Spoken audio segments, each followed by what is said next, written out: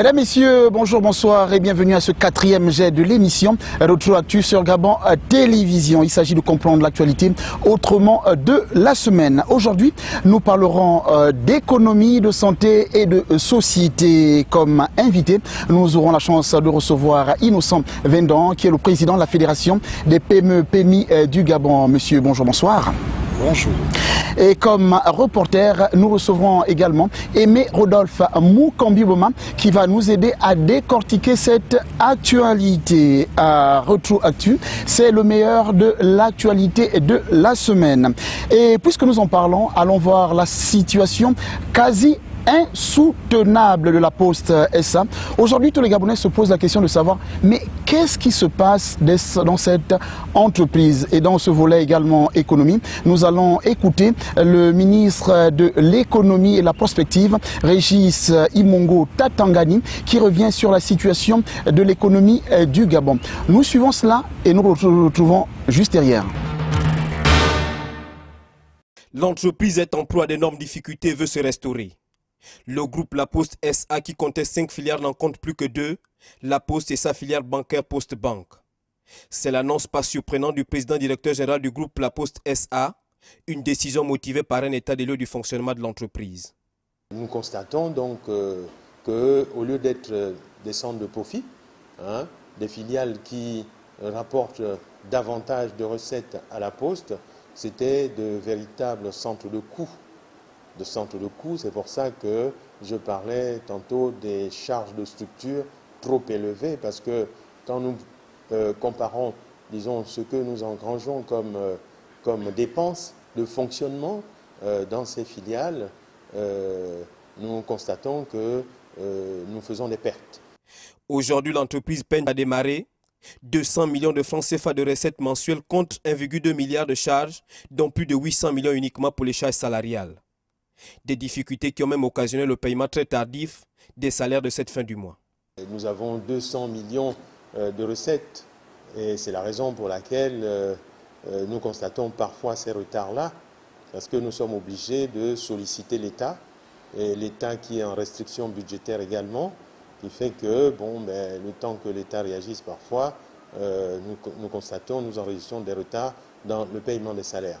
Mais nous mettons tout en œuvre d'abord aujourd'hui pour optimiser les recettes, renforcer les recouvrements et puis réduire les charges au maximum. Les filiales Post-Transfert, Post-Mail, Post-Imo et Post-Net ne resteront plus qu'un simple souvenir dans le fonctionnement du groupe Poste SA. Les nouveaux responsables continuent à explorer les solutions, mais en attendant, le groupe Poste SA reste plongé dans une crise financière presque interminable.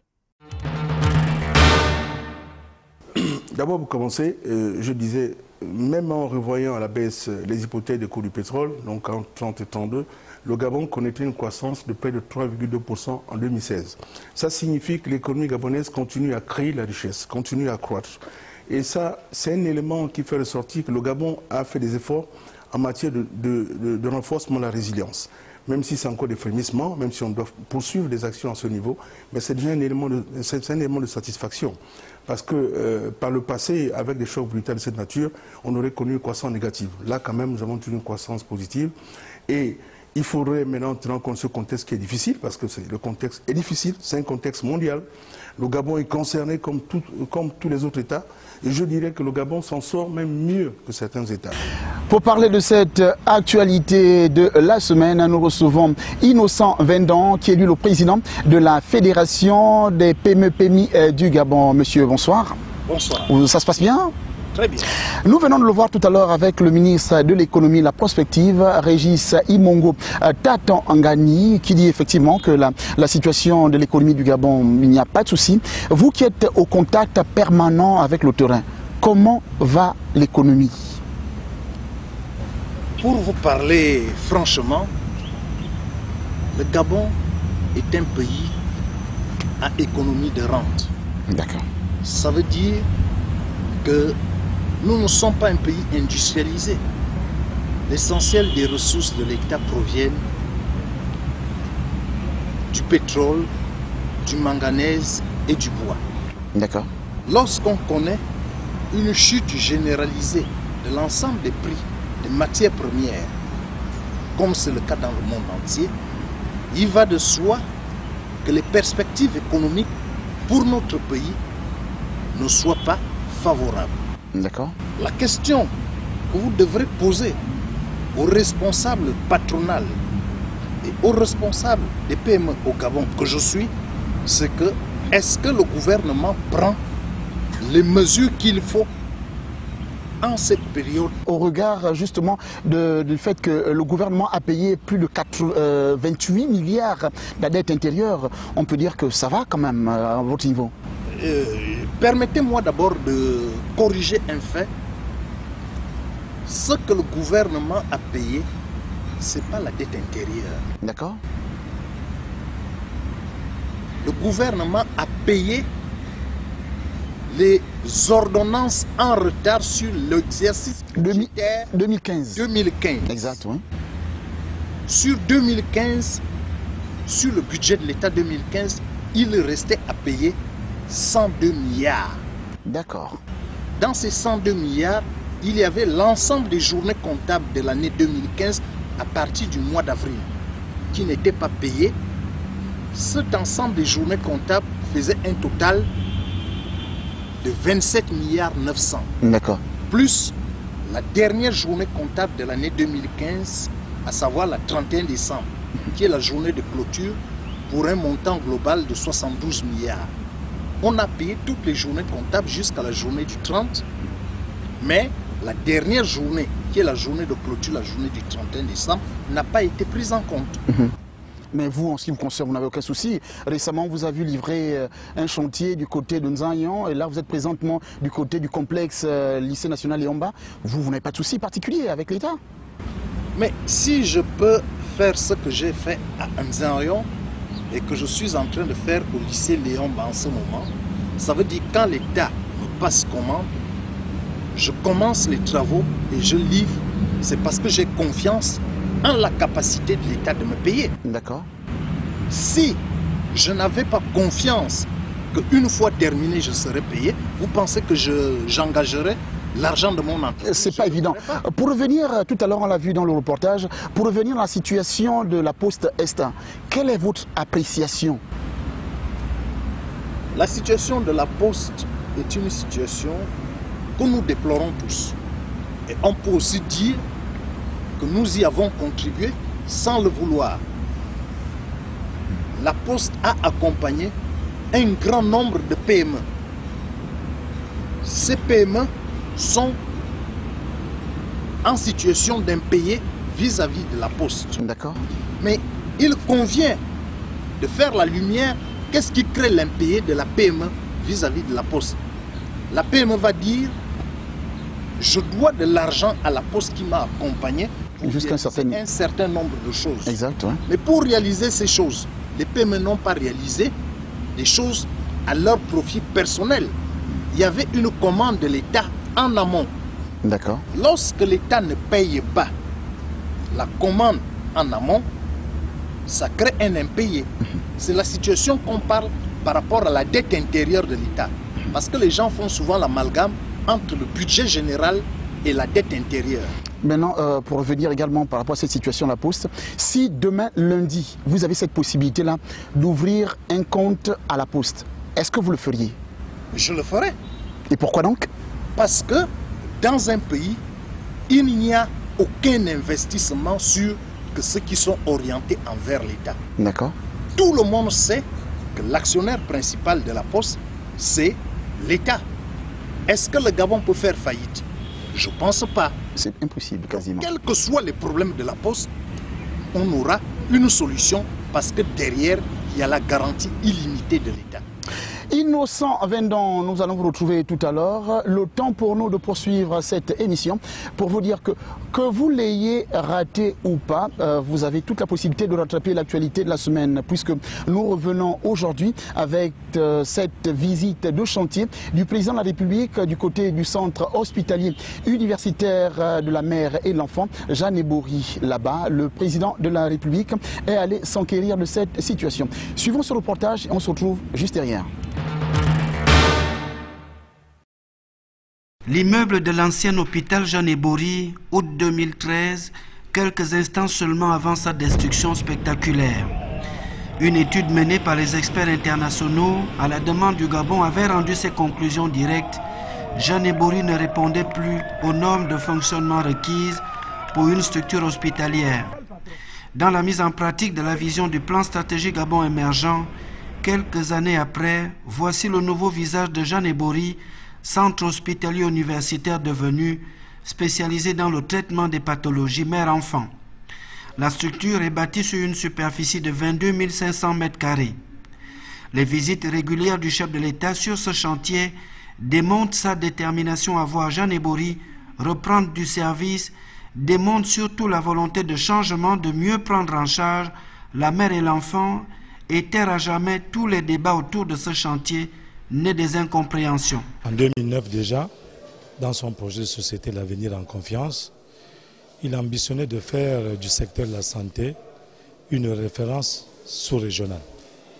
Cet hôpital répond parfaitement aux préoccupations des populations gabonaises, surtout après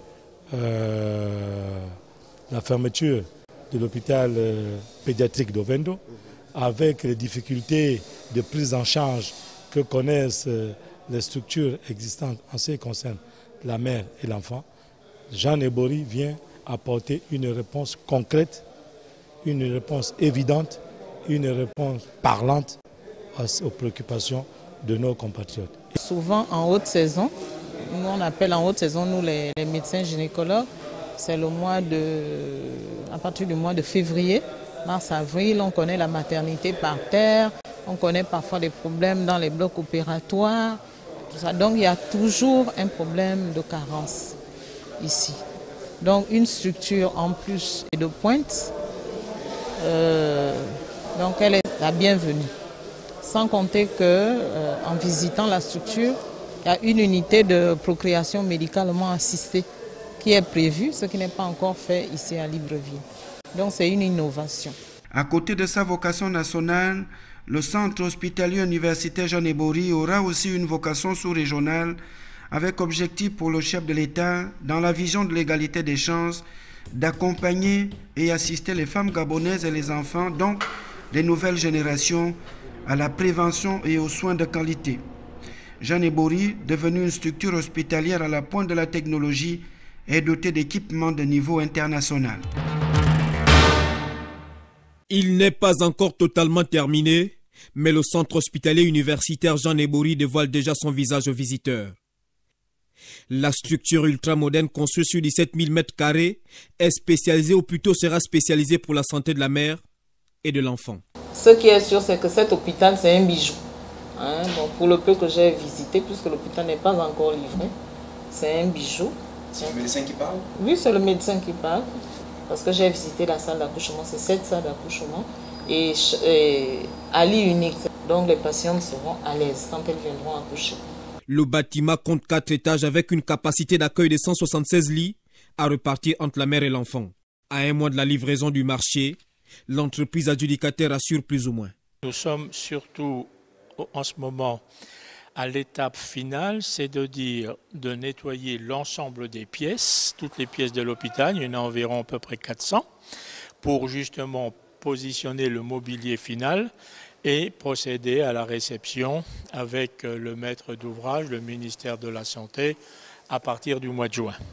Sur le plan technique, équipements médicaux, tout est prêt. Du matériel de pointe et des plateaux techniques de dernière génération, le CHU Jeanne Ebory va être une référence même dans la fécondation in vitro. On aura la procréation médicalement assistée, c'est prévu. En visitant les locaux, il y a une unité qui est prévue. Fécondation in vitro, bébé éprouvette, une unité prévue pour ça. Jeanne Ebory a déjà changé et sera bientôt prêt à accueillir la mère et bien évidemment une nouvelle génération d'enfants. Aimé Rodolphe Mukambi Bouma, vous l'avez dit tout à l'heure dans ce reportage, le chantier est prêt à 80%. À quoi ressemble un chantier prêt à 80% et pourquoi le chef de l'État est parti le visiter seulement maintenant? Je réponds d'abord à la dernière question. Le contrat entre Vamed et l'État gabonais arrive à terme en juin.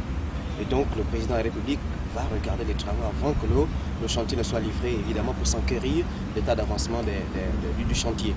un chantier prêt à 80%, c'est un CHU. Et un CHU ne fonctionne pas s'il n'y a pas de plateau technique, s'il n'y a pas de bloc opératoire. Donc nous avons visité le CHU Jeanne Ebory, nous avons fait les 4 étages, nous avons évidemment regardé, vu les plateaux techniques qui sont installés. Ce qui reste à faire, c'est seulement les branchements électriques pour pouvoir tester tout ce matériel qui a été mis en place dans ce CHU. À travers ces images, on peut se rendre compte effectivement que l'érection des CHU à travers le pays, c'est un axe fort du président de la République alors. C'est un axe fort. Nous avons en 7 ans, nous sommes en 7 ans évidemment, nous avons eu le CHU d'Angonje, le CHU de Dovendo, le CHU Jeanne Ebory, et là nous avons le CHU, le Libreville qui a été rénové. Je crois que c'était un gros avantage pour les populations gabonaises. Et là, nous avons la possibilité de nous soigner un peu aux standards internationaux, comme si on était à l'Occident. Exact. On revient un petit peu, tout à l'heure, c'est vous justement qui avez réalisé le reportage sur la Poste SA. Aujourd'hui, tout s'est dit, ça s'est vraiment dit. Maintenant, s'il vous était donné demain lundi d'ouvrir un compte à la Poste, un compte d'épargne j'entends, est-ce que vous le feriez vous?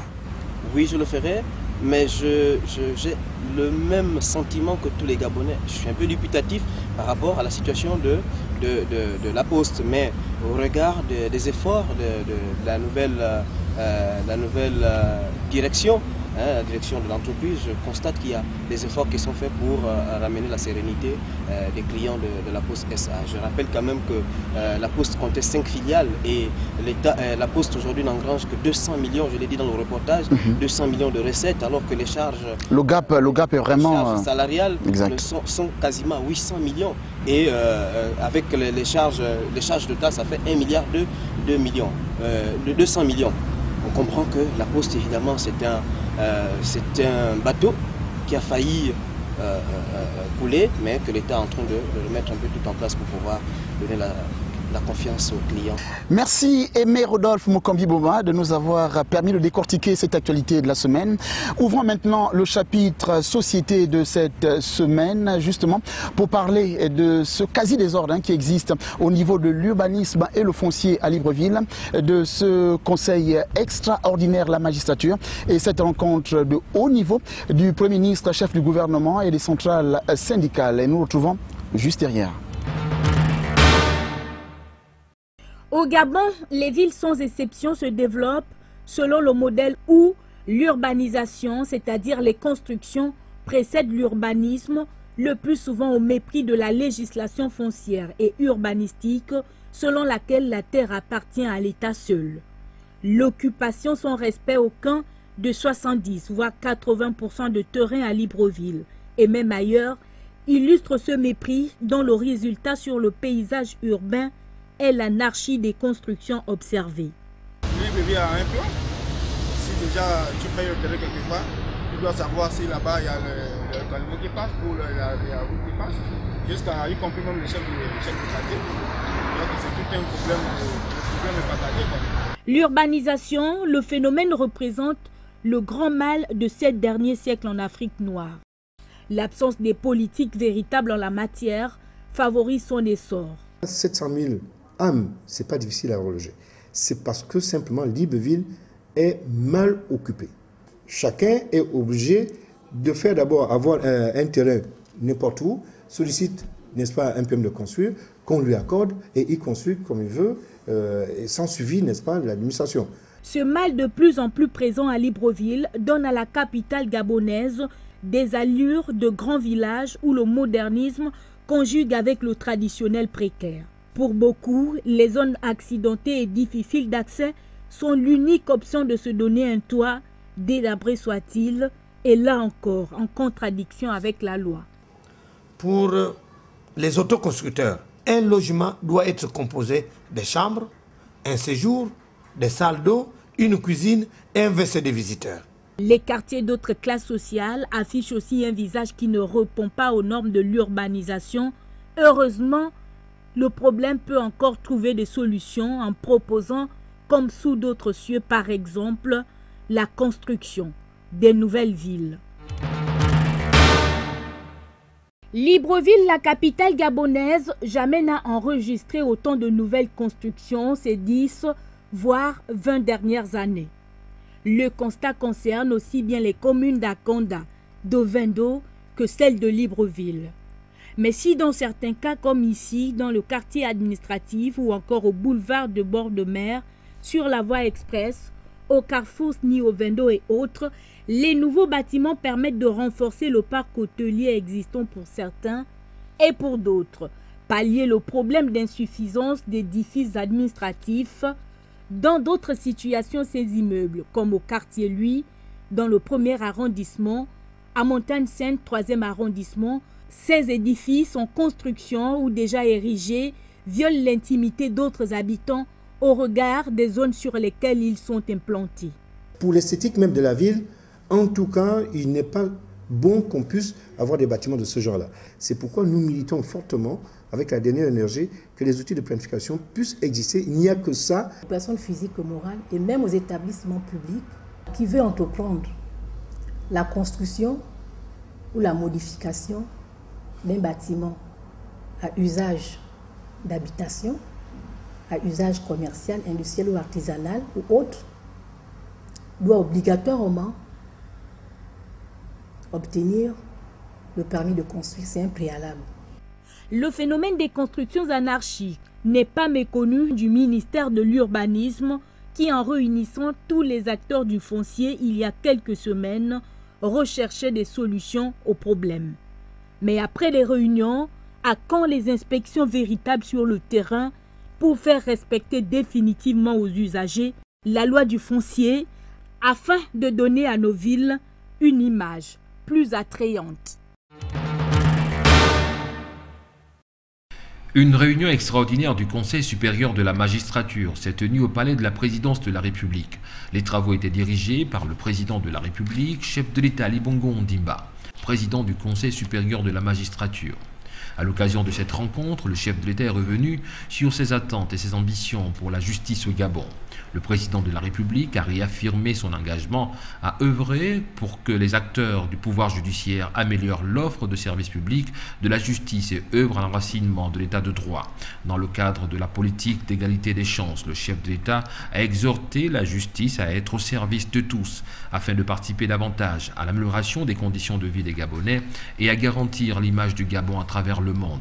La réunion extraordinaire du Conseil supérieur de la magistrature s'est déroulée dans une atmosphère d'engagement et de détermination afin d'apporter des solutions urgentes aux préoccupations des acteurs du pouvoir judiciaire.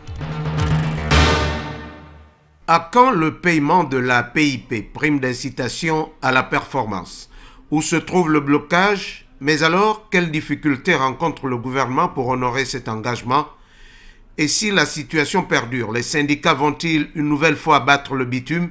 C'est autant de questions qui ont constitué la trame des échanges de vues hier à la primature entre le Premier ministre Daniel Onaondo et des centrales syndicales de l'administration, à savoir l'UPSA, le SYNAPS, le SYNAMI, le COSMIC, le SAPAS et le SYNAS qui défendent les intérêts moraux des agents publics. Nous sommes sur un pan de promesses par rapport à la PIP et qui a eu plusieurs promesses, plusieurs communications du gouvernement jusqu'à ce que la matérialisation ne s'en suive. Actuellement, il était important que nous venions dire au Premier ministre que les travailleurs ne sont plus d'accord de ce qu'il y ait plusieurs promesses sans que cela ne puisse aller à l'effectivité. Et que le travailleur a aussi une autre force que le législateur lui a autorisée lorsque ses droits sont lésés. Mais nous sommes dans un cadre où le dialogue social doit prévaloir. Et dans ce dialogue social, nous devons aller à la prévention. Alors la prévention, c'est que nous devons chercher à ce que les solutions soient trouvées. Actuellement, dans toutes les administrations, il faut le dire, les travailleurs attendent pour que leurs droits soient entendus.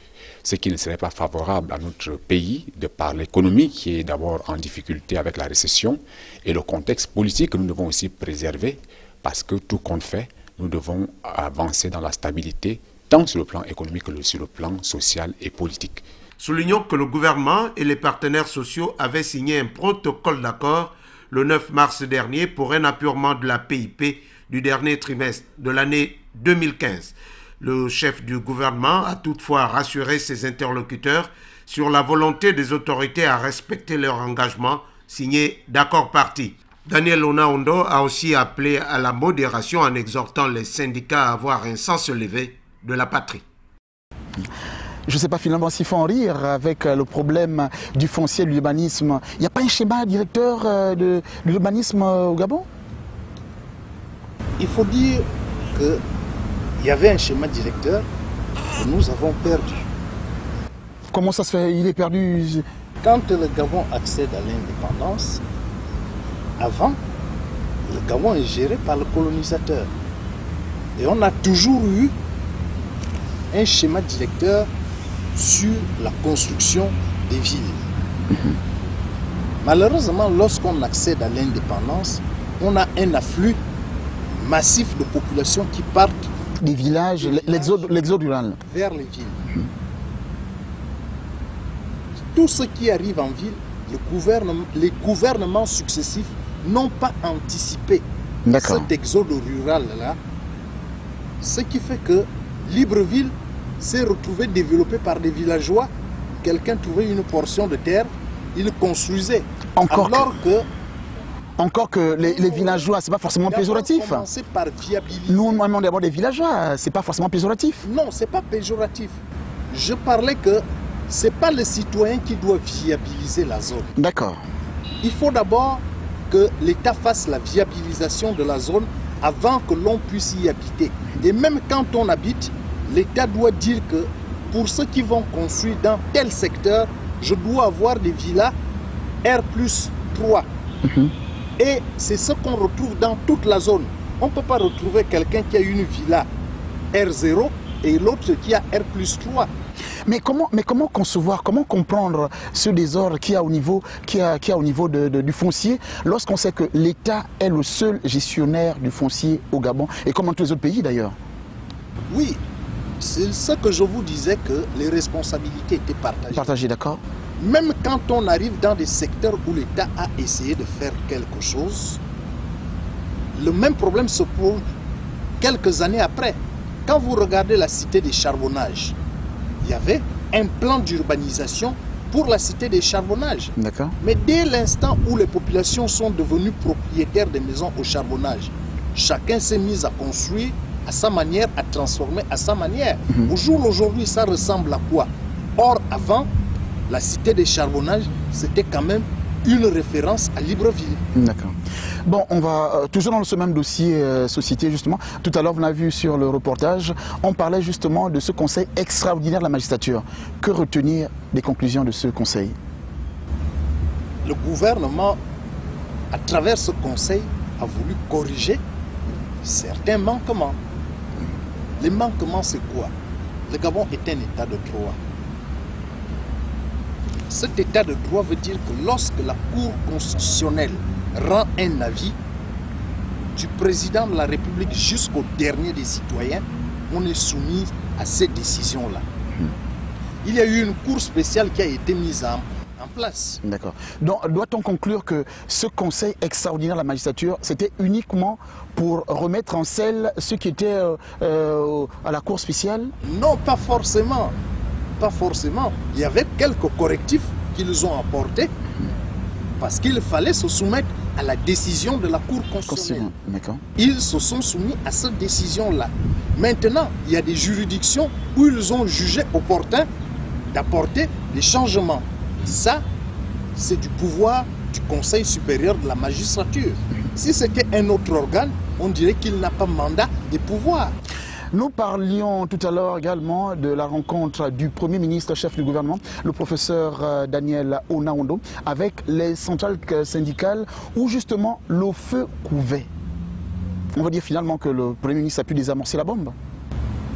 Le Premier ministre a pu désamorcer la bombe parce qu'il a fait une promesse ferme aux responsables syndicaux. C'est-à-dire payer la prime d'incitation à la performance. Chaque fonctionnaire, la question qu'il se pose, c'est que à quand le paiement de la PIP? Je pense que si les chefs des structures syndicales sont partis satisfaits, c'est parce que le Premier ministre leur a donné des engagements fermes que le gouvernement tiendra. Innocent Vendon, nous allons vous retrouver tout à l'heure. Le temps pour nous de faire un feedback avec l'émission de la semaine dernière animée par Martial Tibinda qui recevait justement David Socrate Kazolias qui nous a justement parlé de la liberté de la presse en rapport avec la Journée internationale liberté de la presse. Nous suivons cet entretien et nous le retrouvons juste derrière. Nous avons le plaisir de recevoir sur le plateau de Rétroactu un journaliste qui lui va au-delà des frontières. C'est monsieur Georges Kazolias. Monsieur Georges, bonsoir. Merci de m'avoir invité. Mais c'est un plaisir. Alors, pour les téléspectateurs gabonais, précisez que vous êtes de nationalité américaine, que vous avez travaillé dans plusieurs médias internationaux, France 24, CNN et j'en passe, et que vous êtes riche ou fort d'une expérience de plusieurs années dans les pays africains. Malheureusement, c'était pas encore le cas pour le Gabon, c'est la première fois? C'est la première fois que je suis en Gabon, mais je suis le Gabon depuis très longtemps. D'accord. Alors, on parle de la journée de la liberté de la presse célébrée le 2 mai dernier. Pouvez-vous, Georges, nous donner, le 3 mai dernier, pouvez-vous, Georges, nous donner, pour vous, faire un petit état des lieux à travers le monde de les avancées ou pas de la liberté de la presse? Oh, on ne peut pas nier que la presse a fait des grandes avancées depuis 20 ans dans la pluralité de la presse et aussi dans la professionnalisation des journalistes et aussi dans leur capacité à couvrir les événements et à informer le public d'une manière générale dans le monde, il y a eu des avancées. La preuve, c'est qu'il y a des dirigeants dans les différents pays qui attaquent la presse parce qu'ils se sentent visés et à mon avis, c'est sain. Ça veut dire que les journalistes font leur boulot et qu'ils bousculent un petit peu le pouvoir parce que le journalisme, c'est le quatrième pouvoir. C'est le quatrième pouvoir, comme on dit. Alors, Georges, je précisais également à nos téléspectateurs que vous avez vécu ou parcouru énormément l'Afrique. Pouvez-vous nous citer quelques pays j'ai travaillé un an en RDC, j'étais au Soudan. J'ai fait une quarantaine de pays africains depuis 35 ans. D'accord. Alors, par rapport à spécifiquement à ce continent, au continent africain, quel est votre constat sur la liberté de la presse, on va dire, en Afrique? Eh bien, il y a de tout. Hein. Il y a des journalistes de qualité, bien formés, bien sérieux, qui font un travail de fond. Il y a aussi qui sont moins bien formés et qui expérimentent parfois un peu dangereusement parce que l'information est nécessaire dans une démocratie. Sans information, le public ne peut pas se déterminer. Mais l'information peut être aussi une arme si elle est mal menée. Et c'est ça le risque, comme nous avons vu avec Radio Mille Collines au Rwanda.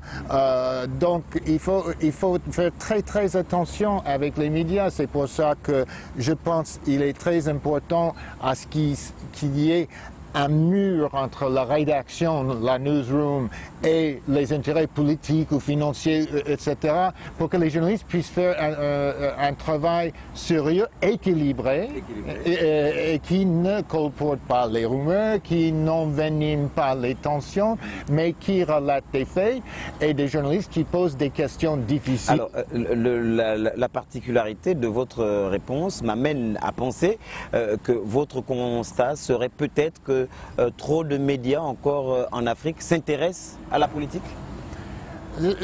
Non, trop de politiques s'intéressent à contrôler les médias, plutôt. Le problème, c'est les journalistes qui sont mal formés et mal encadrés.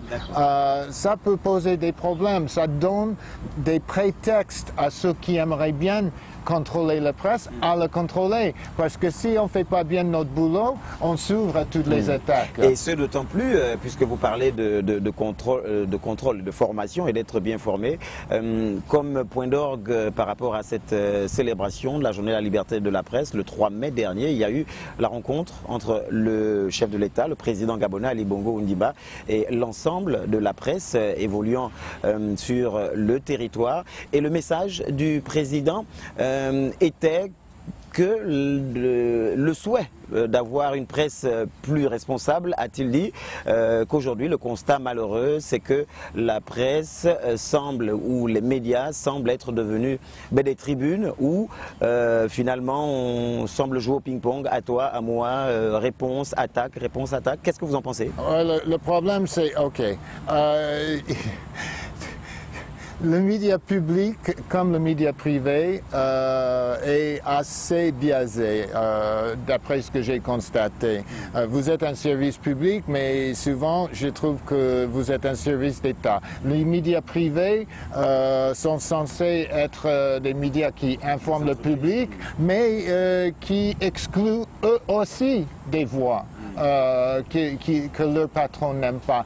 Et ça, c'est pas le journalisme qui est sain pour la démocratie. Parce que qu'est-ce qui se passe quand les gens ne sont pas entendus? Ben, ils font des actions pour se faire entendre. Ça augmente les tensions. Nous sommes une source d'apaisement. Plus on donne de la voix aux gens, plus des voix différentes s'expriment, moins il y a des tensions. Donc, je ne suis pas tout à fait d'accord avec votre président, pas plus que je suis d'accord avec les patrons des médias privés. Je pense qu'il y a un travail à faire, c'est-à-dire laisser les journalistes travailler, parce que les journalistes sont formés pour déterminer ce qui est important. Très bien, et pour terminer, puisque vous parlez de formation, on va préciser quand même à nos téléspectateurs que nous avons le plaisir de vous avoir sur ce plateau parce que nous profitions d'une aubaine. Il faut dire que l'ambassade des États-Unis a initié un programme de formation justement pour les journalistes, et ce programme a commencé récemment. Vous étiez donc en début de semaine à Franceville et puis du côté de Port-Gentil et également. Alors peut-être pour la fin, nous donner votre sentiment après ce périple. Je suis très content des journalistes que j'ai rencontrés. En général, j'ai trouvé que presque tous voulaient faire un travail sérieux. Ils ont posé des questions sérieuses. Ils ont débattu ensemble, quel que soit le média, que ce soit public ou privé. Ils se sont mis d'accord sur des principes que nous devons appliquer tous, et ça me remplit d'espoir. Merci Georges Cazulias d'avoir accepté notre merci de m'avoir invité et bonne chance. Et merci, c'est d'autant plus que vous prenez l'avion ce soir. Exact. La suite de Rétroactu. En termes de conclusion, monsieur Innocent Vendan, finalement vous êtes content, 28 milliards dans votre GBCR en termes de paiement de la dette intérieure, ça vous satisfait? Je suis largement satisfait. Et pourquoi donc? Mon rôle, c'est de défendre les intérêts de la corporation. Nous sommes une association patronale. Ces 28 milliards ont servi à payer 400 entreprises qui ont eu à travailler avec l'État gabonais au cours de l'exercice 2015. D'accord. Et lorsque 28 milliards arrivent dans leur trésorerie, pour moi c'est un ouf de soulagement. Parce que c'est la PME qui fait l'économie, qui a des répercussions sur le citoyen.